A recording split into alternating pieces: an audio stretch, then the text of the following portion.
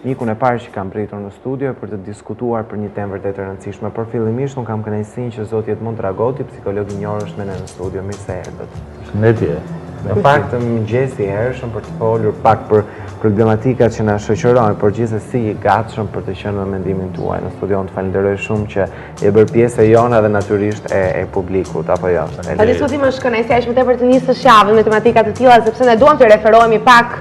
Pse jo, ndoshta fillimit të këtij viti e deri në këto çaste që flasim, çdo ditë jemi të gjithë koshient edhe prezent me lajme profesorësh të cilat në një farë mënyrë kanë një ndikim në opinionin publik. Për hir të së vërtetës janë kaq të shumta sa që edhe reagimi i vetë popullit ka qenë hera herës shumë i madh kundrejt ngjarjeve të cilat duket se ka një ndikim apo jo në qendrën tonë emocionale. Njerëzit jo vetëm krijojnë ngjarjet, por ndikojnë nga ngjarjet, ndikojnë shumë tepër. Aq më tepër kur madje që nga fillimi i ditës merret vesh se si do të ecë gjendja jote shpirtërore. Mjafton kontakti i parë me mediat, me njerëzit e tjerë, komunikimi, ndarja e informacionit, shkëmbimi që bëhen në këto raste, të gjitha këto krijojnë një përshtypje tek neve. Zakonisht dita ose java fillohet mbar në kuptimin që njerëzit përpiqen të gjejnë dikë që i optimizon, i gjallëron. Me frymë pozitive. Pozitivisht, natyrisht edhe. Është një lloj terapie që njerëzit duhet të bëjnë vetes gjithmonë, sepse varet si e nis ditën, varet se si e mobilizon veten, edhe kjo e çon suksesin ose dështimin e ditës apo të gjithë javës. Aq më tepër që në një plan më të gjerë ngjarjet e mëdha që ndodhin në historinë ose në shoqërinë tonë në përgjithësi, kanë reflekte drejt për drejt reflektojnë tek gjendja shpirtërore e individëve, tek formimi i tyre psikologjik, tek struktura e tyre në përgjithësi e mendimit edhe emocionit, dhe i ndihmon ose i pengon ata për të pasur sukses në jetën e tyre. Pra, ajo që ne mbartim çdo ditë që reflektojmë, që reagojmë, kuptimet, keq kuptimet, emocionet pozitive, negative, të gjitha këto shkaktohen edhe nga fakti se si përballemi ose se çfarë ngjarje shpërjetojmë gjatë ditës. Edhe nga këto faktorë të jashtëm ndoshta. Element që s'kan lidhje fare me të ardhmen e individit, por që kanë lidhje kryesisht me gjendjen e shoqërisë. Një krim, një vrasje ndikon shumë negativisht në raport me një buzëqeshje, me një lindje, me një martesë ose me një ngjarje të tillë të gëzueshme. Në fakt 2013 profesor ka qenë një le të themi e mbushur me ngjarje dhe muajt e parë të vitit ne kemi parë humbje të fëmijëve, më pas le të themi raste të një pasnjëshme të pedofilisë, duke u nisur nga e para që ishte ajo me prenjësin i cili më pas u kap, edhe natyrisht erdhën edhe deklarata shumë të dhimbshme se si ai kishte vepruar me të miturët apo të paktën pretendohet. Më pas patën një bum ngjarjesh të tilla, raste të një pasnjëshme. Çfarë shije krijon dhe si mund ta themi ne nga ana psikologjike, çfarë ndikon një ngjarje, si ndikon një ngjarje e tillë në popullat? Ngjarjet të kësaj natyre janë shumë të rënda në historinë e një vendi dhe aq më tepër në gjendjen emocionale, shpirtërore dhe formimin psikologjik të një kombi të tërë, e jo më të një shoqërie të vogël siç jemi ne, shoqëria shqiptare. Kuptohet kur këto nuk janë ngjarje të veçuara, kur këto përsëriten her pas here, kur kemi një krim të vazhdueshëm në familje, madje shifrat e tij janë në rritje, si më thënë. Kur burri vret gruan ose gruaja burrin, kur fëmijët janë viktime e abuzimeve seksuale të fëmijëve, të shoqërisë, të vetë prindërve e tjera. Njerëzve më të afërt. Të gjitha këto i trondisin themelet bazë shoqërisë. Ato, si më thënë, krijojnë një pasiguri në zhvillimin e shoqërisë, krijojnë një paqëndrueshmëri në zhvillimin e saj. Dhe të jetosh me këtë lloj pasigurie, rritet ankthi, tensioni, paniku, rritet stresi dhe kryesisht humbet perspektiva, humbet shpresa në të ardhmen. Këto janë emocionet kaq negative sa e shpërbëjnë shoqërinë, si më thënë, e pengojnë zhvillimin, e bllokojnë atë dhe pengojnë edhe zhvillimin kulturor të tij, pengojnë zhvillimin ekonomik të tij në të gjitha aspektet. Pedofilia është një rast i rëndë që ka kohë që përsëritet në vendin tonë. Natyrisht ka shumë faktorë që, si më thënë, stimulojnë ose i krijojnë një hapësirë të madhe njerëzve abuziv, qoftë dhunshëm, qoftë edhe seksualisht abuziv, me fëmijët, me gratë, me njerëzit e dobët në përgjithësi të shoqërisë. Dhe kjo lloj klime është pikërisht ajo kaosi që krijohet në rastin kur qeveria nuk kontrollon shoqërinë, kur nuk ka drejtësi sociale, kur sistemi i drejtësisë nuk funksionon ose ligji më saktë nuk funksionon për të gjithë, por vetëm për njerëzit e thjeshtë, dhe nuk funksionon për ata që kryejnë krimet, për ata që kanë pushtetin, për ata që drejtojnë shoqërinë. Në këtë raste, një padrejtësi e tillë sociale, kur sundon në shoqëri, krijon faktor shumë vital dhe shumë të dukshëm dhe shumë të ndjeshëm për shoqërinë, faktor negativist që e destabilizojnë atë. Dhe krijojnë një situatë kaosi, një liri të shfrenuar për të gjithë abuzivët.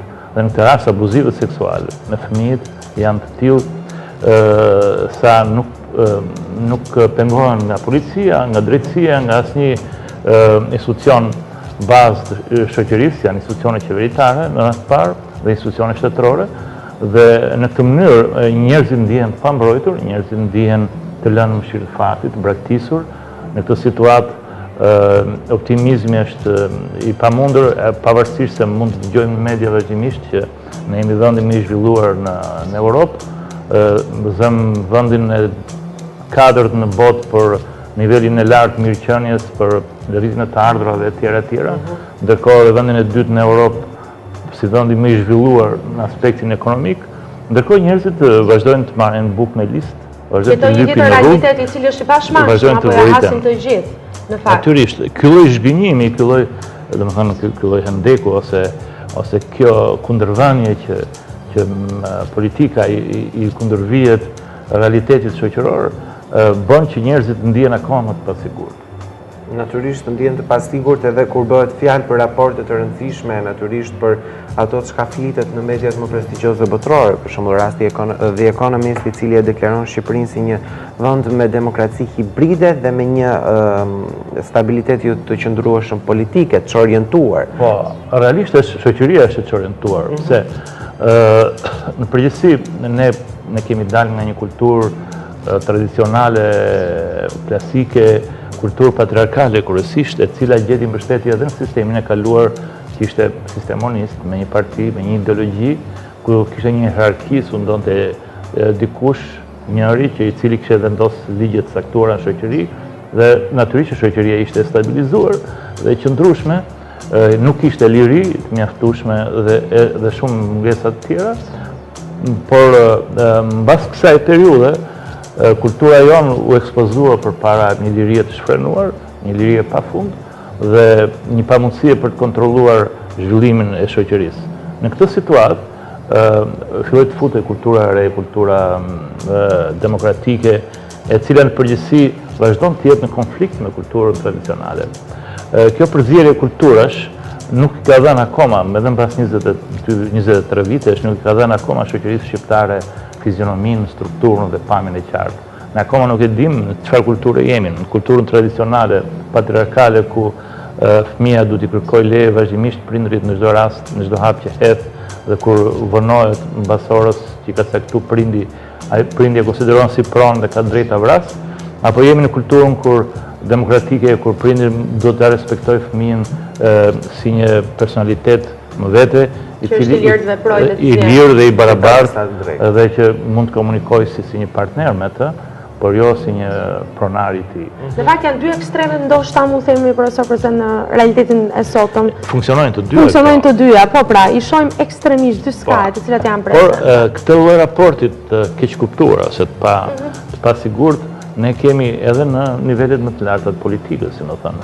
Atje ai që ka në dorë frenat e shoqërisë, në kuptimin të gjitha pushtetet, e zëm kryeministri, ai sillet si padron ndaj të gjithë strukturave të tjera të shoqërisë. Nuk i konsideron si institucione, partnere, për shembull ndaj opozitës, për shembull ndaj njerëzve që s'kan pushtet shtetëror, për shembull ndaj njeriu të thjeshtë, ose ndaj institucionit të drejtësisë e gjithçka tjetër.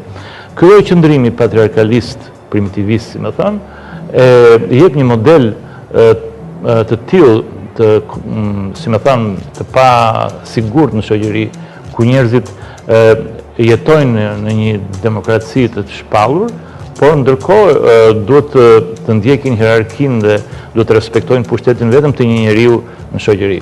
Kjo bën që ky model patriarkal të përplaset me nevojën për të pasur një model demokratik dhe përplasja e këtyre kulturave sjell atë çorientimin kaq tranzicional në shoqërinë tonë. Prandaj ne vazhdojmë të themi që jemi në shoqërinë tranzicion, i cili smaron akoma, pikërisht sepse nuk ka dëshirë ata që kanë frenat e shoqërisë në dorë ose pushtetet e saj, nuk kanë dëshirë të delegojnë pushtetet, të ndajnë me të tjerët. Pra shembulli kryesor që reflektohet tek vetë populli është ky apo jo, i politikës, që reflektohet në të gjitha pistat e tjera të rëndësishme. Pastaj çdo qeveria e shoqërisë merr këtë lloj modeli dhe pasqyron. Në fakt, në këtë realitet që ju përshkruan në fakt edhe të politikës, sa të dhënë jemi ne shqiptarët pastaj, sepse duket që shpesh edhe nëpër media populli mohon edhe të drejtën për të ushqyer edhe të familjes vet, domethënë edhe ekonominë dhe thot rroft X apo Y lider partijak. Sa të dhënë jemi ne shqiptarët realisht? Unë nuk mendoj se ne jemi të politizuar, si më thënë, nga fakti që kemi qenë të ideologjizuar përpara viteve 90, për faktin që ne kemi pasur vetëm një ideologji, komunizmin, socializmin e tjera. Dhe si pasojë ne vazhdojmë të jemi të politizuar. Jo, nuk mendoj ashtu. Kam përshtypjen që politizimi vjen pikërisht nga fakti se politika i mban të gjitha pushtetet për vete. Domethënë, po të bëhesh politikan, bëhesh kryeminist, bëhesh ministër, fiton para, fiton autoritet, fiton personalitet e tjera.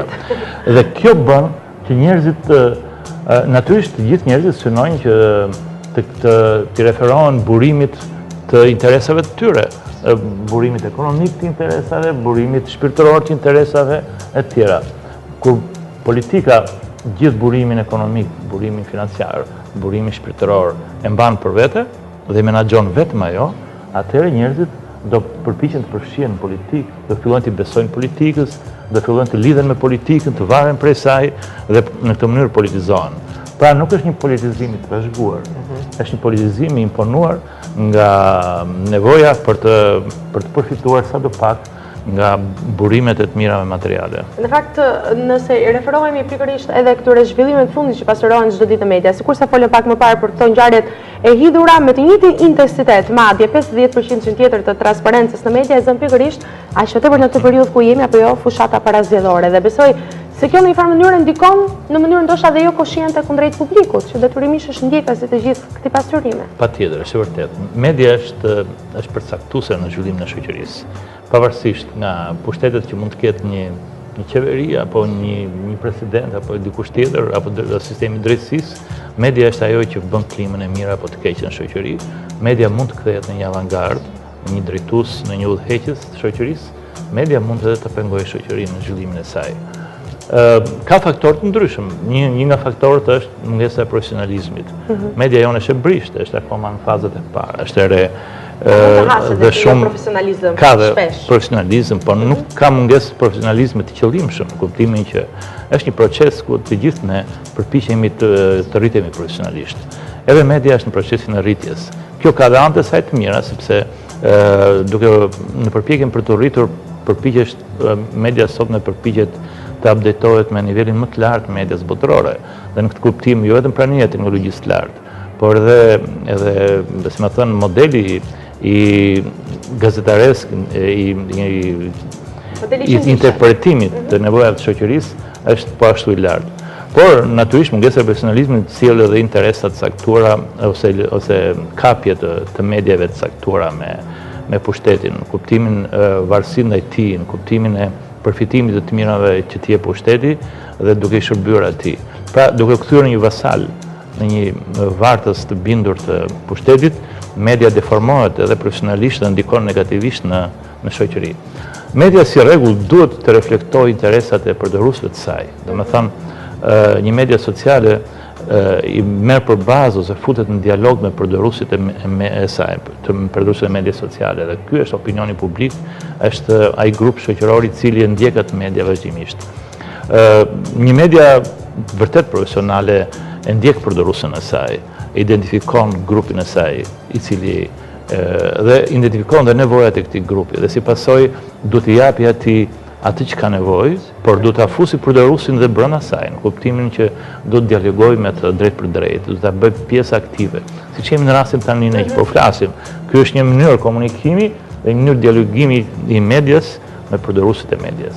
Dhe në këtë rast përdoruesi i medias kur i jep ose shpreh ose shfaq zërin e vet në media, ai në këtë mënyrë e aktualizon median, e bën nevojshme për atë grup shoqëror.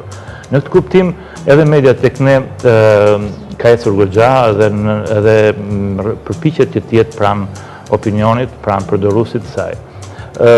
Por në disa raste, si thash, ka mungesë profesionalizmi, si për shembull ekspozimi pa etik i pafajësisë fëminore në rastet e pedofilisë ose në rastet e vrasjeve, të abuzimeve etj. Është shumë i rëndë.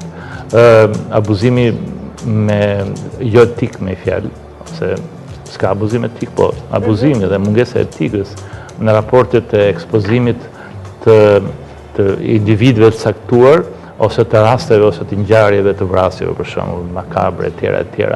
Në një moment delikat shoqërisë kur ajo është e paprgatitur, është e paorganizuar, ose kur ekspozon identitetin e një individi që akuzohet ose dyshohet për një krim caktuar, por që nuk është i tillë, dhe më pas ai del i pafajshëm, por media nuk kërkon falje ose nuk dëshmon që ndihet fajtore për këtë që ka bërë.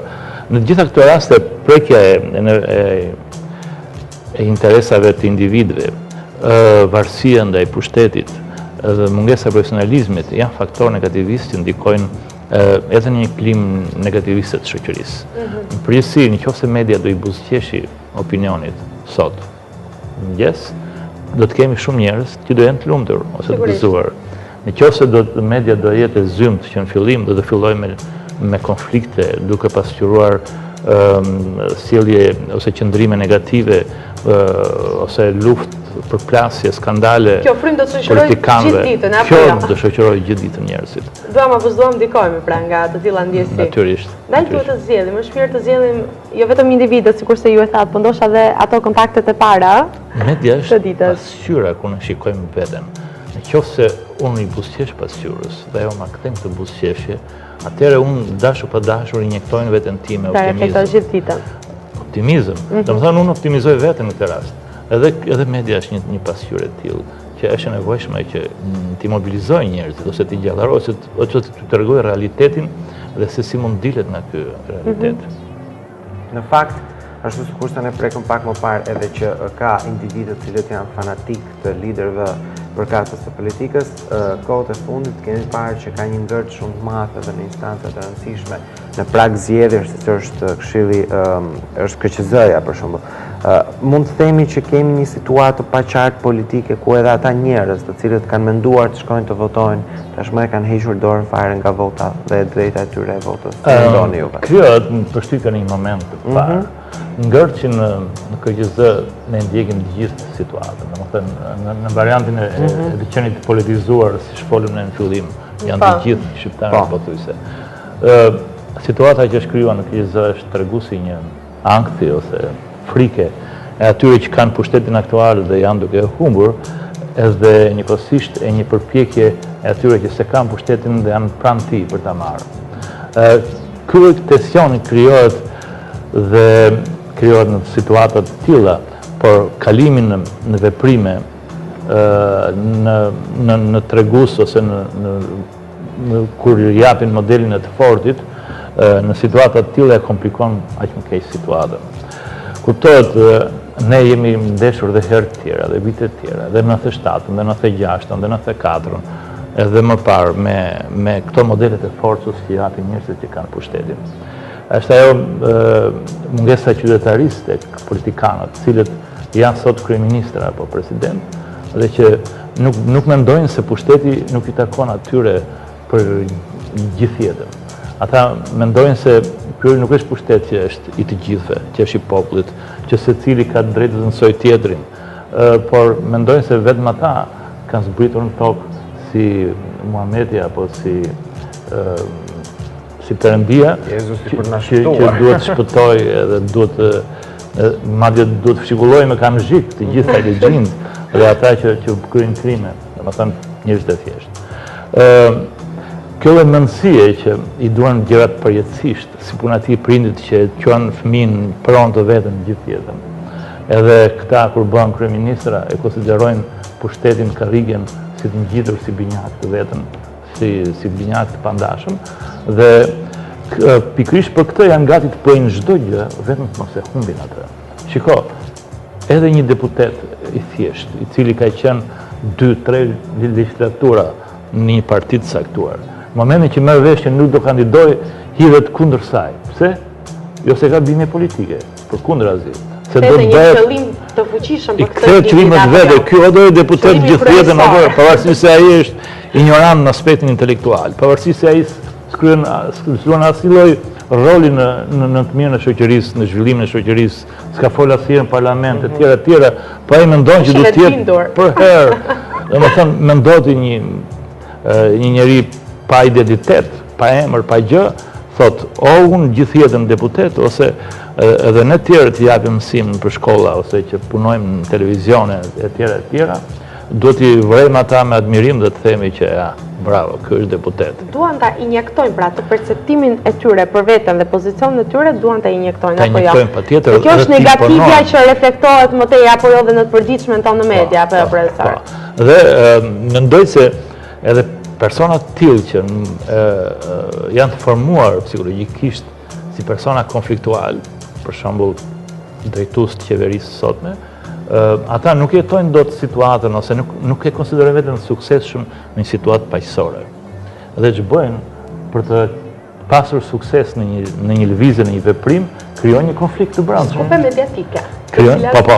Detyrimisht të sjellin në qendër të vëmendjes. Krijojnë një konflikt të përplasën njerëzit me njëri tjetrin në mënyrë që të përfitojë unë. Dhe ky lloj parimi ka ndodhur edhe në 96-ën, kur ikën të gjithë nga opozita, nga KQZ-ja. Në 97-ën u krijua konfliktin me qëllim për të përfituar, po harrojnë që ku ka sot në sistemin demokratik, pavarësisht se ai brisht është ai, kur krijohet një konflikt, humbasin të gjitha palët. Mirë po, kur e shohin që nuk fitojnë dot asgjë, por më mirë të humbasin të tjerët. Jo vetëm unë. Të gjithë humbas, sa vetëm një individ të humbas. Ky është qëndrimi ose mendimi më negativist që krijon edhe sot konfliktet se natyre të brendshme, si që është konfliktin KQZ. Por mendoj se palët kundërshtare janë duke u treguar me etikë dhe si më thënë, shumë paqësore dhe nuk do kemi ato konfliktet e 97-ës që kemi pasur. Shpresojmë shumë. Në fakt, profesorun të falenderoj shumë që ti ishe me ne sot dhe disa mendime vërtet të vlefshme dhe na bëri të kuptojmë edhe më mirë situatën. Realiste mbi të gjitha. Vërtet ishe kënaqësi profesor dhe besoj se gjitha kjo të paktën të ketë ndikuar pozitivisht në lidhje me të gjitha çështjet që ne prekëm paksa edhe tek publiku. Urojmë punë të mbarë. Faleminderit dhe juve suksese. Dhe këtu shkëputemi për të shkuar në publicitet e më pas për të rikthyer me fleshin informativ.